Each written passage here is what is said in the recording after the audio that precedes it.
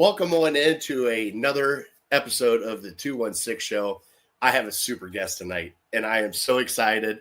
I am so pumped right now for this guest because I was like, I didn't think I could get him, but I got him. So, guess what, 216? Buckle up. Mekka Don joins me tonight on the 216 Show. What's going on, my man? What's up, man? How you doing? I am doing fantastic. How are you doing? I'm doing great, man. Thanks for having me. Excited about this. Honestly, I get to talk some Cleveland sports right in the hot mix of things happening. Especially after last night. We are recording on right now. It's a Wednesday, so we're kind of talking earlier about the fresh wounds of the Cavs loss last night to the Pacers, and it's a little too fresh.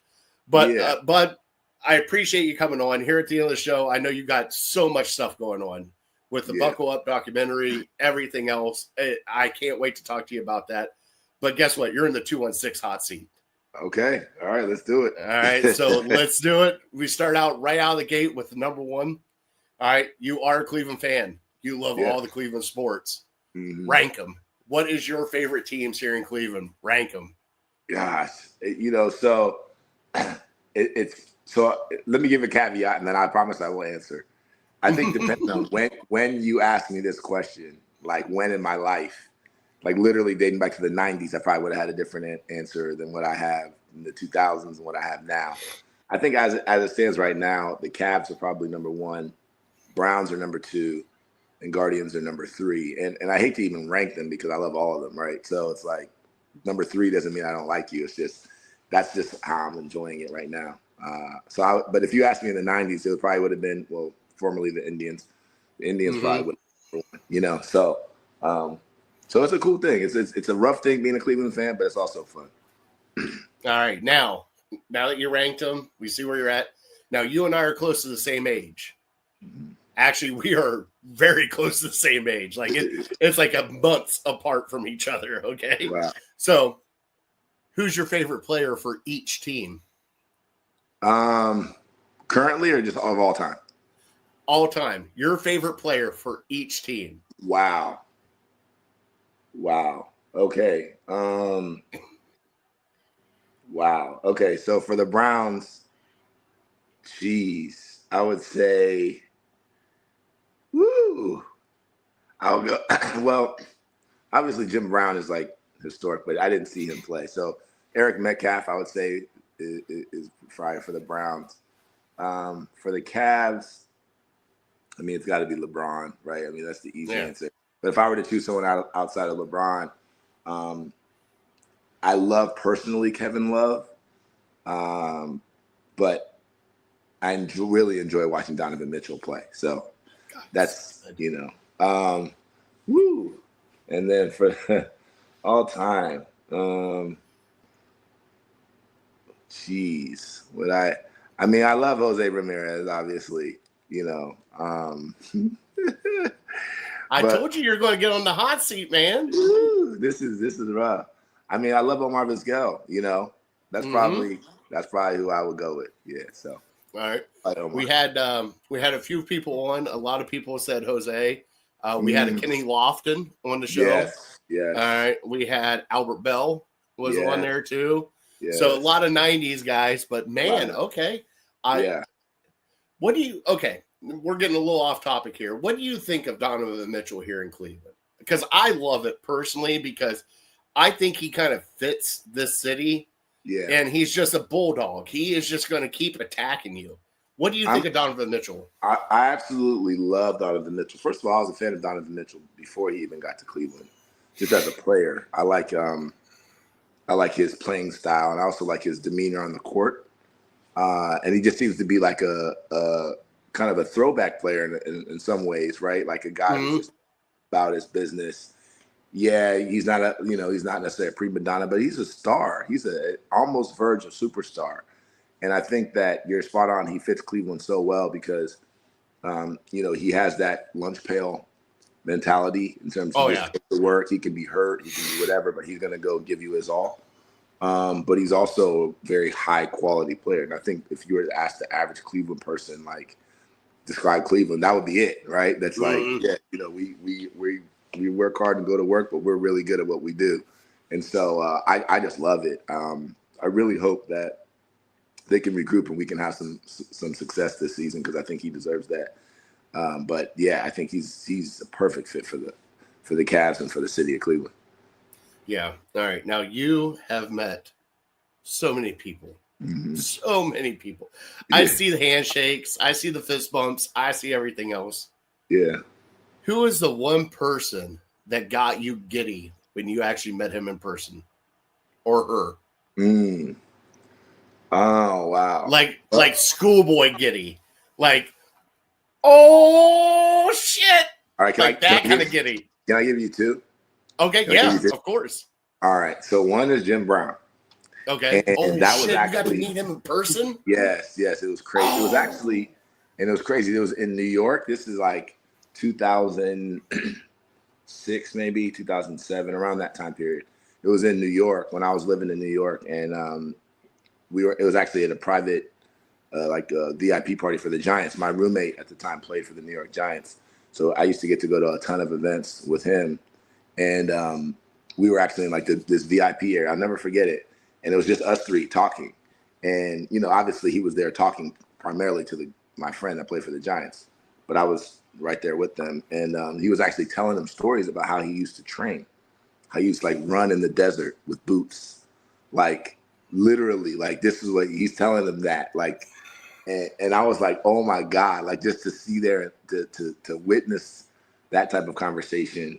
And then, and it's true, he wasn't lying, you know what I mean? Like, and from a legend like that was amazing. So that I would say that on the sports side, that one, I was just sitting there like mouth open pretty much the whole time. The second person that I'll say was Nas.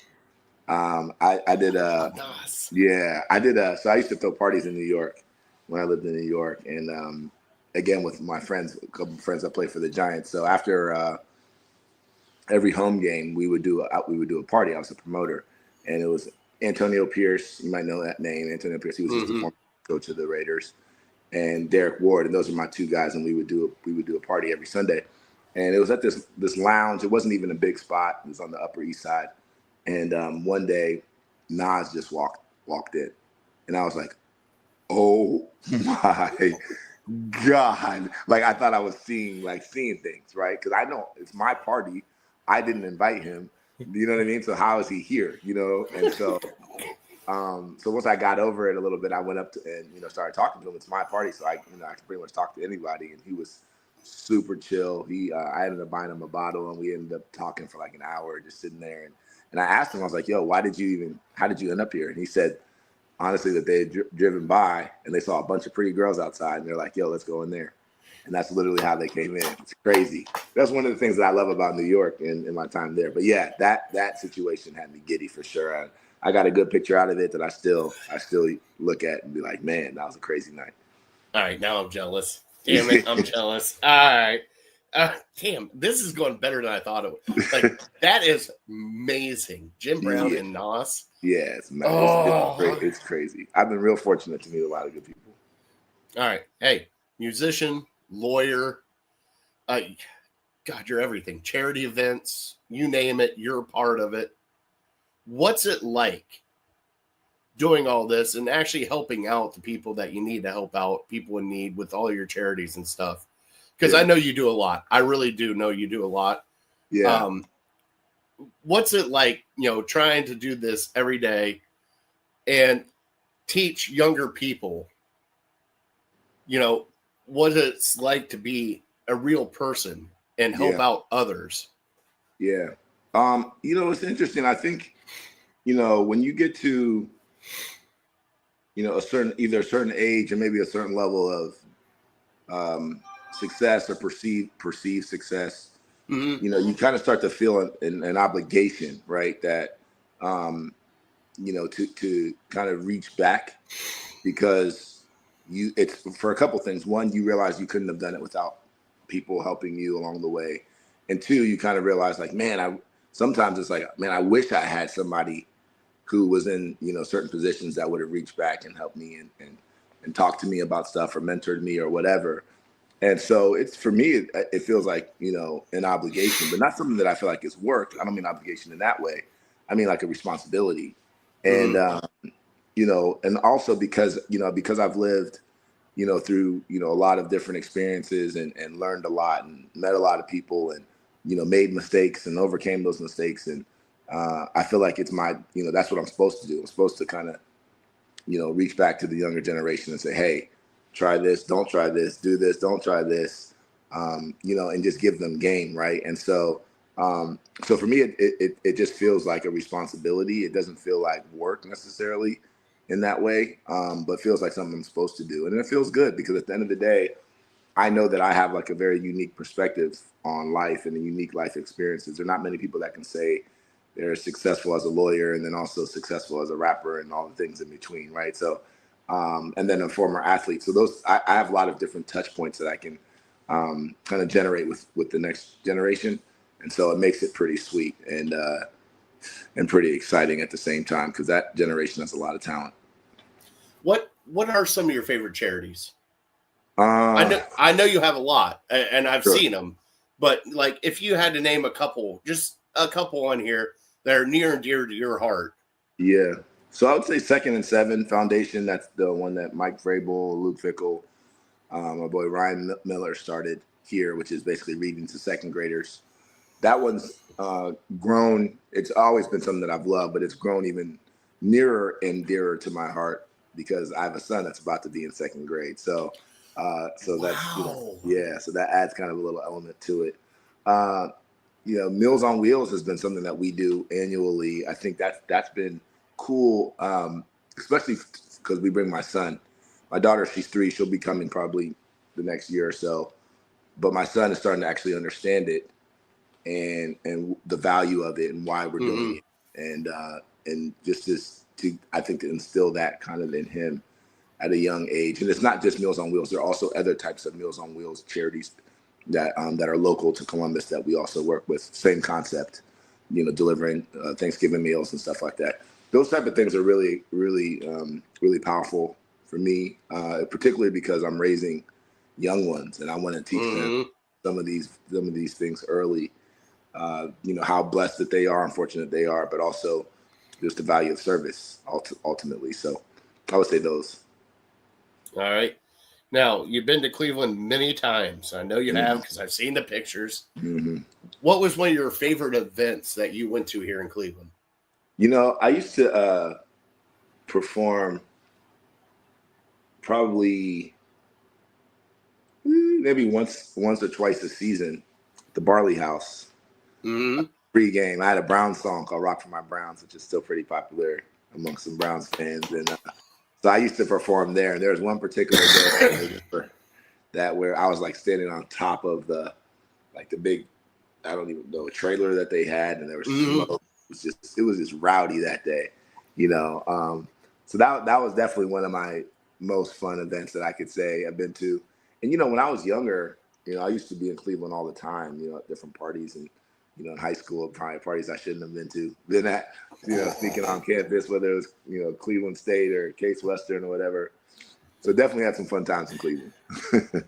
All right. Now, you've been here, you've had the food, you've had everything else. What are some favorite places you like to eat at here in Cleveland?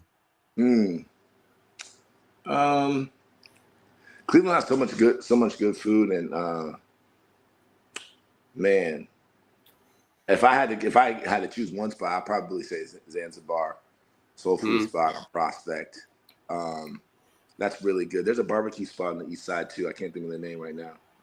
But Cleveland has so much good food, man. Oh yeah, so much good food. So you can't, you can pretty much just drive and every couple minutes you'll find something good, in Cleveland. So now, Zanzibar. hey, the next one, I don't know if you're a mustard fan or not, but we have a debate going on here with the Cleveland Guardians. Yeah. Is it the original stadium mustard or is it Bertman's? If you're going to put a mustard on your hot dog, which one are you putting? So I actually despise mustard. Come on, man. I don't like either kind, but if I had to choose one, I would probably choose Bertman's. I know it's a little sweeter, and just that tangy taste, and I just don't like. I'm a straight ketchup guy, but Okay. if I had to choose between the two, I would choose Bertman's. So you like the sweet, not the vinegar. Yes. Yeah, okay. I get that. All right. So if you had to choose, and now this is Cleveland or Columbus, okay? Okay. I know where you're at.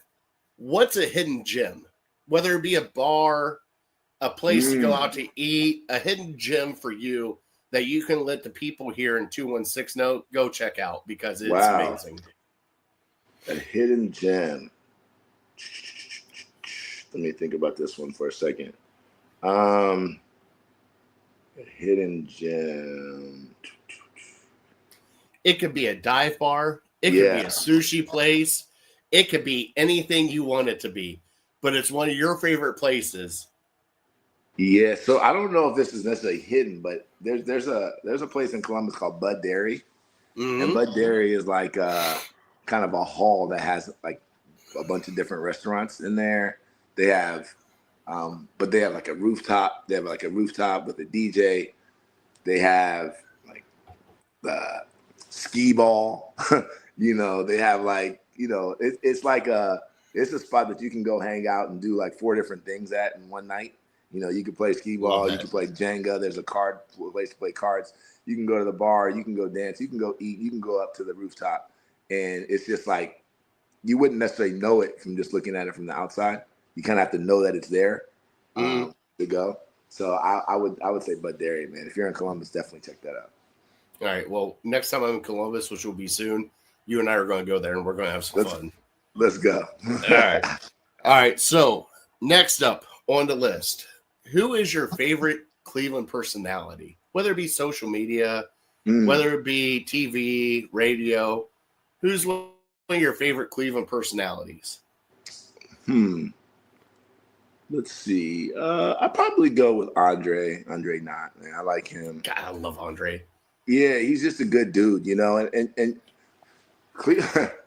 Cleveland has some personalities, man. They got some. Yes, they do. Their media is ruthless and get into it with players and stuff like that. I like people who are try to stay out of that a little bit and try to be objective and not really try to get in battles with players and show people up and stuff like that. And Andre's super professional, so if I had to choose one, I'll go Andre. I've been trying to get Andre on this show because I want to talk ballpark foods with him so bad. He's been to every ballpark and be like, all right, tell me which one has the best hot dog. Just talk. Come on. That'd be a good episode. All right. So next up, whether it be the Buckeyes, whether it be the Browns, whether it be the Cavs, Guardians, what's your game day drink? What are you drinking on game day? So game day drink. So it depends if I'm performing or not that day. If I'm performing, it's water. I don't really like to drink before I perform. I know some other artists are different. I don't knock anybody that does, but I don't. If I'm not, then it's probably going to be Tito's and lemonade. That gets me nice and smooth, and just loose and excited and ready for the game. Yeah, my wife is a Tito's and cranberry girl. Okay. Oh yeah. And it's like the half because she doesn't like the super sugar out of cranberry, so it's like the half. It's like half sugar. Yeah, but yeah. She's definitely a Tito's girl. I love Tito's. I'm a Tito's guy. So yeah. And then if I switch it up, if I go dark liquor, I'm probably going like Jack and ginger, something simple like that. And I don't want to get super gone, so that I'm not like I still want to be able to be coherent and not falling asleep during the game. So I try not to get too wasted. All right. Now we're going to get into the last couple questions here. Your microphone is breaking up a little bit, and I don't know if it's me or if it's you. So we're going to pause real quick and see if we can get this fixed. Technical difficulties, but if not, there's some questions I do have to ask you. All right. So Ohio State, you love them. Rank your favorite head coaches. Oh my gosh, top 3. Yep. Oh.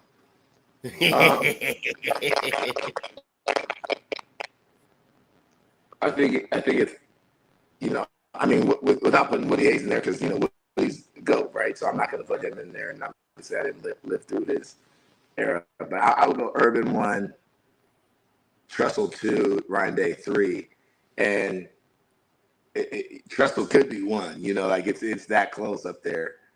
And but honestly, Ryan Day, he's sneaking up there, man. Like if he continues and keeps having sustained success, wins, 1 or 2 more.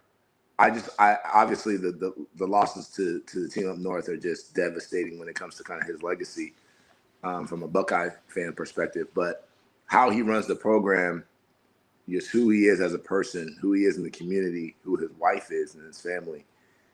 His son actually goes to my high school, which is just coincidence. But just being around them and seeing the players, you got in this economy, you had no scholarship players leaving in the transfer portal this spring. That's insane. That is a culture thing. That is not just, oh, we have a lot of money. A lot of people have a lot of money. So he's creeping up there. But yeah, if I had to go top 3, Urban, Tressel, Day. All right. Next one before we let you have the stage. Mm-hmm. All right. You've been a Buckeye fan your entire life. Mm-hmm. You and I have grown up and watched the same Buckeyes take the field. Yep. Who is your favorite Buckeye of all time? Oh, my gosh. So this question, I realize, if you don't mind me always giving the speech before I answer. No, you're fine. This question, I realize it really depends on when you grew up, right? And a lot of times I realize that most people who answer this question are going to answer with someone who played when between their ages of like 10 and 18, right? Okay. Most people are going to choose like someone in that age because there's so much nostalgia. That's when your fanhood was at probably the highest in terms of just like the awe level of things, right? And you saw these guys as superheroes. So it's hard to like, for as much as I love Zeke, for example, it's hard for him to top the number 1 guy, Eddie George, right? It's just hard for him. He's number 1 for me, right? Okay. Because he's a guy that I saw at around that age that was like a superhero to me. And then another just funny story on Eddie George, which I wasn't even thinking about, but one of the first former Buckeyes that I got to meet or see when I had gotten to Ohio State my freshman year was Eddie. And here's how. So I walked into the weight room. This was like Coach Kennedy was our strength and conditioning coach back then. And you walked into the weight room and Coach Kennedy had his office right to the left. But he had these big windows. So like you could see, glass windows you could see in the office. And so when I walked in, it was just a normal regular day. And I walked in and I looked at the corner of my eye, I see this thing, this specimen that looked like freaking King Kong, and he had his shirt off and he was facing the other way. I was like, who is that? Like, because as a freshman, I was strong. I was 6 feet, 190, I was, but you realize that you're going against dudes that are like, 24 or 23 years old that are like, can lift 700 pounds. And I was like, if I have to go against whoever that is in anything, this is going to be crazy. This is like my first week at Ohio State. So then finally he turned around and it was Eddie George. I was like, oh my God, that is so crazy. I was like relieved at the same time. Cause I was like, woo, that if I ever had to even be on the same field with someone like that, that would be nuts. So, but anyway, and then fast forward, and this is just, another anecdote on kind of the brotherhood. I've actually become friends with Eddie George, and he was actually in one of my videos. I did a song called Undisputed after we won the national championship in 2014, and we did a music video for it, and Eddie George was in it, and I was like playing like a boxer in the video, and Eddie George was my trainer in the video, and then him and Buster Douglas. It was like, this was like me living my childhood, like just like to the max. And so, I think that probably adds to it too, just me getting to know him and him being just a great guy. And, so it's just amazing being part of the kind of Buckeye brotherhood as well. And, meeting some of my heroes. Chris Carter is my business partner right now. We've been business partners for the last 3 years. Shut up. You know what I mean? So it's like, and again, a guy that I grew up, he easily could have been number one, probably on my list as well. So it's just a testament to the brotherhood. Honestly, I was a walk on. I wasn't a guy that people ever saw on the field. But just being part of that fraternity has been amazing. And I know that's not what you asked me about, but I just wanted to bring that up too, how cool that is and how cool that's been for me as well. So, yeah, a lot of Buckeyes I love. Oh my God, that's amazing. Okay. Now I'm starting to get like Ohio State like jitters because like my favorite, like I loved the 2002 team. Mm-hmm. Oh yeah. Okay, and I was just a huge fan of that team, just in general, because it was just, but it wasn't glamorous. It wasn't anything else, but it was just hard nosed. Like, we're not going to quit on you. And 100%. It just reminded me of Cleveland. It reminded me of everything else. And that was what Maurice Claret. And we had a lot of guys on that team from like Northeast Ohio, even Doss, he's from Canton. We had guys from Akron. We had guys from Cleveland, a bunch of guys from Cleveland, Shaker. Adrian Clark, I think, was from Shaker. So we had, that was back in the day, like Northeast Ohio and Cleveland, you guys were feeding guys. When I got there, it was like, Nate Clements. It was, a bunch of just studs from that area. Even my boy Tim Cheatwood, was from Cleveland. Bam Childress later. Like, we just had a ton of studs, and obviously Teddy Ginn and the whole Glenville thing that came. So we always had a real big respect for Cleveland high school football at Ohio State as well, because Cleveland had some real dogs that used to come through. All right, bud. Thank you so much for sitting in the 216 hot seat. Yeah. I love it. You've made my night. Seriously, you have made my night. Oh, thanks. But now this is all about you. This is where you take over. Yeah. Let everyone know what you're working on, what's coming out for you, where they can find you. This is all you, brother. Okay, cool, man. I appreciate that. So, right now, I have two major projects that I'm working on that are essentially done, coming out next month in June. One is the Buckle Up documentary, which is Buckle Up is the anthem that I wrote for Ohio State this year. They ran out to every game. And, I was fortunate enough to actually shoot a documentary about this before the season started, all the way through the season, and document kind of what that movement was like and what that energy was like. I have I haven't even told anybody this yet, so you're gonna get it first. But a 216 exclusive. 216 exclusive. The opening of the documentary is 2 days before the season starts, and it's Shelly Meyer is the person that's talking, and she says, "What's up, guys? I just got done watching Mekka Don perform his new anthem, Buckle Up. And it's a hit song, and I love it. And there are high expectations for this season. And I know what it's like, trust me. But that song is going to carry us all the way to the top." That's how the documentary starts. Shut up. 2 days before the season, right? So I'm really excited about that. And then obviously I got, Urban Meyer's in it and Chris Carter's in it. And then I got interviews from Lathan Ransom and Denzel Burke talking about Buckle Up and also talking about the season, right? Talking about trials and tribulations. They talk about what the locker room was like after the Michigan game, right? I don't know if anyone's ever even got that on, so I'm excited about that. And then I also was able to get Curtis Grant from the 2014 team, who was the captain, and that's significant because that year I wrote a song called Juice, which was the anthem that they went out to. So then you fast forward 10 years later, it's like, oh my God, I'm part of it again. So I'm really, really excited about that. That will be coming out on my YouTube in June. So go to subscribe to my YouTube. It's youtube.com / whatever. Mekka Don Music, MEKKADON Music. Really excited about that. You'll be seeing trailers for that documentary coming out here in the next probably 2 weeks. So looking forward to that. And then the second thing that I'm working on is I have a book that's coming out on June 9th.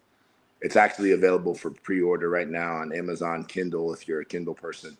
But if not, the paperback version and the ebook version will be available on Amazon on June 9th. And it's called Buckle Up, the Playbook 5 winning plays for go-getters. And really, it's an inspirational, motivational book that I wrote, because I feel like a lot of times people ask me for my thoughts on, different things, and, advice and things that have worked for me and things that didn't work for me and all that type of stuff. And I feel like it was time for me to kind of condense it into a book, and telling some of the stories, even the story of how I became business partners with Chris Carter, and, just the serendipity behind that story, which is crazy.